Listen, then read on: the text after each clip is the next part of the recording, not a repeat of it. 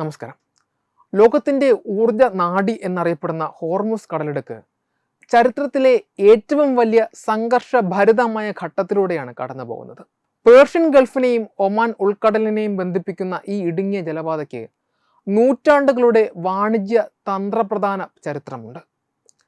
പുരാതന കാലം മുതൽക്കേ സുഗന്ധ വ്യഞ്ജന വ്യാപാരത്തിനും പിൽക്കാലത്ത് ആഗോള എണ്ണ വ്യാപാരത്തിനും ഈ കടലിടുക്ക് വഹിച്ച പങ്ക് നിർണായകമാണ്. ആഗോളതലത്തിൽ കടൽ മാർഗം കടന്നു പോകുന്ന എണ്ണയുടെ ഏകദേശം 20% ഈ ചെറിയ പാതയിലൂടെയാണ് നീങ്ങുന്നത്. ഇത്രയേറെ പ്രാധാന്യമുള്ള ഈ മേഖലയിൽ നടക്കുന്ന സൈനിക നീക്കങ്ങൾ ലോകത്തെ ഒരു വലിയ ഊർജ പ്രതിസന്ധിയിലേക്കും സാമ്പത്തിക തകർച്ചയിലേക്കും തള്ളിവിടും. പേർഷ്യൻ ഗൾഫിനെ ഒമാൻ ഉൾക്കടലുമായും അറബിക്കടലുമായും ബന്ധിപ്പിക്കുന്ന ഈ ഇടുങ്ങിയ പാത പുരാതന കാലം മുതൽക്കേ കിഴക്കും പടിഞ്ഞാറും തമ്മിലുള്ള വ്യാപാരത്തിൻ്റെ പ്രധാന കവാടമായിരുന്നു. സുമേറിയൻ കാലഘട്ടം മുതൽക്കേ ഈ പ്രദേശം സമുദ്രസഞ്ചാരികളുടെയും വ്യാപാരികളുടെയും ശ്രദ്ധാകേന്ദ്രവുമായിരുന്നു. മധ്യകാലഘട്ടത്തിൽ ഹോർമുസ് രാജ്യം എന്ന പേരിൽ ഇതൊരു സ്വതന്ത്ര വ്യാപാര കേന്ദ്രമായി വളരുക പോലും ചെയ്തു. പിൽക്കാലത്ത് പോർച്ചുഗീസ് ബ്രിട്ടീഷ് അധിനിവേശങ്ങൾക്ക് ഈ നാട് സാക്ഷ്യം വഹിക്കുകയും ചെയ്തു. 16-ാം നൂറ്റാണ്ടിൻ്റെ തുടക്കത്തിൽ പോർച്ചുഗീസുകാർ ഈ പ്രദേശം പിടിച്ചടക്കിയതോടെയാണ് യൂറോപ്യൻ ശക്തികൾ ഇവിടെ സ്വാധീനമുറപ്പിക്കുന്നത്. എന്നാൽ 1622-ൽ സഫാവിദ് രാജവംശത്തിലെ പേർഷ്യൻ ചക്രവർത്തിയായിരുന്ന ഷാ അബ്ബാസ് ഒന്നാമൻ ബ്രിട്ടീഷ് ഈസ്റ്റ് ഇന്ത്യ കമ്പനിയുടെ സഹായത്തോടെ പോർച്ചുഗീസുകാരെ പുറത്താക്കി. ഇതോടെയാണ് ഹോർമുസ് കടലിടുക്കിന്മേൽ ആധുനിക പേർഷ്യയുടെ, അതായത് ഇന്നത്തെ ഇറാന്റെ അധികാരം ശക്തമാക്കാൻ തുടങ്ങുന്നത്. ഇതിന്റെ സ്മരണയ്ക്കായി ഇന്നും ഈ പ്രദേശത്തെ പ്രധാന തുറമുഖം ബന്ദർ അബ്ബാസ് എന്നാണ് അറിയപ്പെടുന്നത് പോലും. ഇറാന്റെ ആധുനിക ചരിത്രത്തിൽ 1971 എന്നത് ഒരു നിർണായകമായ വർഷമാണ്. അന്ന് ബ്രിട്ടൻ ഗൾഫ് മേഖലയിൽ നിന്ന് പിൻവാങ്ങാൻ തീരുമാനിച്ചതോടെ മേഖലയിലെ അധികാരം ആര് കൈയാളുമെന്ന തർക്കം ഉടലെടുക്കുന്നു.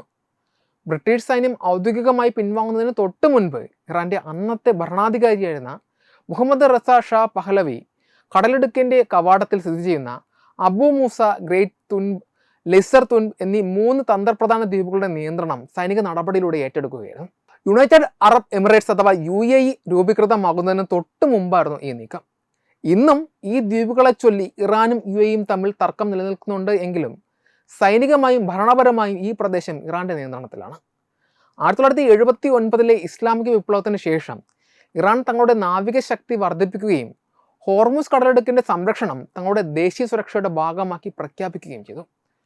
ലോകത്തിലെ എണ്ണ വ്യാപാരത്തിന്റെ 1/5 കടന്നു പോകുന്ന ഈ പാതയുടെ ഏറ്റവും ഇടങ്ങിയ ഭാഗം ഇറാന്റെയും ഒമാന്റെയും അതിർത്തി പങ്കിടുന്ന സമുദ്രമേഖലയിലൂടെയാണ് കടന്നു പോകുന്നത്. അന്താരാഷ്ട്ര നിയമപ്രകാരം കപ്പലുകൾക്ക് ഈ പാതയിലൂടെ സഞ്ചരിക്കാൻ അവകാശമുണ്ട് എങ്കിലും സുരക്ഷാ കാരണങ്ങൾ മുൻനിർത്തി ഈ പ്രദേശം നിരീക്ഷിക്കാനും നിയന്ത്രിക്കാനുമുള്ള അധികാരം ഇറാൻ ഉറപ്പിച്ചു കഴിഞ്ഞു. നിലവിലെ സാഹചര്യത്തിൽ പാശ്ചാത്യ രാജ്യങ്ങളുടെ ഉപരോധങ്ങൾക്കും ഭീഷണികൾക്കും എതിരെയുമുള്ള ഇറാന്റെ ഏറ്റവും വലിയ ആയുധമായി ഹോർമുസ് കടലിടുക്ക് മാറിയിരിക്കുന്നു. അമേരിക്കയുടെയും ഇസ്രായേലിൻ്റെയും നേതൃത്വത്തിൽ ഇറാനെതിരെ ആരംഭിച്ച അപ്രതീക്ഷിത യുദ്ധവും ഇറാന്റെ പരമോന്നത നേതാവ് അയത്തുള്ള അലി ഖമനിയുടെ വധവും മേഖലയെ ആകെ പിടിച്ചു കുലുക്കിയിരിക്കുകയാണ്.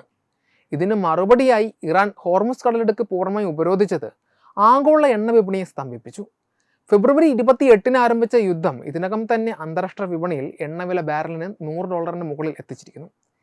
ഇറാന്റെ ഉപരോധം തകർക്കാനും എണ്ണ നീക്കം പുനഃസ്ഥാപിക്കാനുമായി ഹോർമുസ് കടലിടുക്കിന് സമീപമുള്ള അബു മൂസ, ഗ്രേറ്റ് തുൻബ്, ലെസർ തുൻബ് എന്നീ 3 തന്ത്രപ്രധാന ദ്വീപുകൾ പിടിച്ചെടുക്കാൻ അമേരിക്കൻ സൈന്യം പദ്ധതി ഇടുന്നതായിട്ടാണ് റിപ്പോർട്ടുകൾ സൂചിപ്പിക്കുന്നത്. ഹോർമുസ് കടലിടുക്കിന്റെ പ്രവേശന കവാടത്തിന് തൊട്ടടുത്ത് സ്ഥിതി ചെയ്യുന്ന ഈ ദ്വീപുകൾ കൈക്കലാക്കുന്നതിലൂടെ ഇറാന്റെ ഭീഷണി കുറയ്ക്കാനും കപ്പൽ ഗതാഗതം സുഗമമാക്കാനും സാധിക്കുമെന്നാണ് അമേരിക്ക കണക്കുകൂട്ടുന്നത്. ഡൊണാൾഡ് ട്രംപിന്റെ നിർദ്ദേശപ്രകാരം ഈ ദ്വീപുകളിൽ അന്തിമ പ്രഹരം ഏൽപ്പിക്കുവാൻ സൈന്യം സജ്ജമായി കഴിഞ്ഞു എന്നാണ് വിവിധ അന്താരാഷ്ട്ര മാധ്യമങ്ങൾ റിപ്പോർട്ട് ചെയ്യുന്നത്.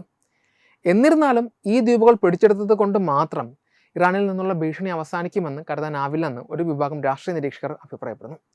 ഈ ദ്വീപുകൾക്ക് പുറമെ സ്വന്തം മണ്ണിൽ നിന്ന് മിസൈലുകളും ഡ്രോണുകളും നാവിക യൂണിറ്റുകളും ഉപയോഗിച്ച് കപ്പലുകളെ ആക്രമിക്കുവാൻ ഇറാൻ പ്രാപ്തമാണ്.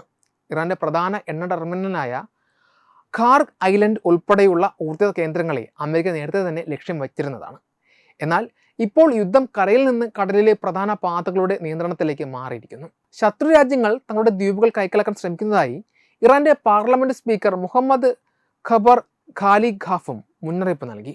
പശ്ചിമേഷ്യയിലെ ഈ പുതിയ സംഭവ വികാസങ്ങൾ ലോകത്തെ ഒരു 3ാം ലോക മഹായുദ്ധത്തിലേക്ക് തള്ളിവിടുമോ എന്ന ആശങ്കയിലാണ് ലോകരാജ്യങ്ങൾ. വെബ് ഡെസ്ക് തത്തുമൈ ന്യൂസ്. HIV അണുബാധ സന്തോഷപൂർണമായ ഒരു ജീവിതത്തിന് തടസ്സമല്ല. HIV അണുബാധയ്ക്ക് ഫലപ്രദമായ ചികിത്സ ഇന്ന് ലഭ്യമാണ്. ഇതിന് യഥാസമയം അണുബാധ കണ്ടെത്തുന്നതും കാലേക്കൂട്ടി ചികിത്സ നടത്തേണ്ടതും അത്യാവശ്യമാണ്. സൗജന്യമായ ചികിത്സയും മാർഗനിർദ്ദേശങ്ങളും സർക്കാർ ആശുപത്രികളിലെ ART അഥവാ ഉഷസ് കേന്ദ്രങ്ങളിൽ ലഭ്യമാണ്. ആരോഗ്യ സംരക്ഷണം ഓരോരുത്തരുടെയും ഉത്തരവാദിത്തമാണ്.